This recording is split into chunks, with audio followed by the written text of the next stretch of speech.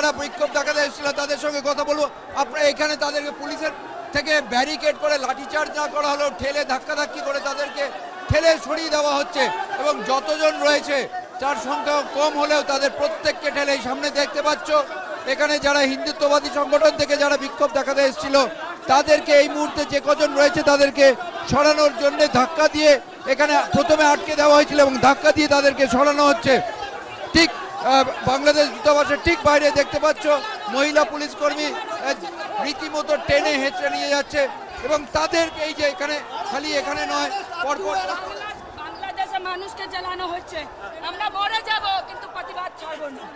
প্রতিবাদ এখানে সরিয়ে দেওয়া হলো এবং সামনে আবার যতজন রয়েছে প্রত্যেককে ঠেলে এই পুলিশের পক্ষ থেকে মহিলা পুলিশ রয়েছে প্রচুর পরিমাণে এবং এই তাদেরকে এখানে টেনে হেঁচড়ে সরিয়ে দেওয়া হচ্ছে।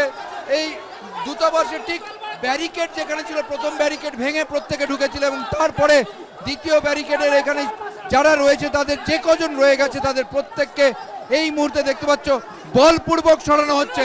মহিলা পুলিশ কর্মী রয়েছে এবং তারাই মহিলা বিক্ষোভকারী তাকে সরিয়ে দিচ্ছেন এবং দেখতে পাচ্ছ সেই দৃশ্য।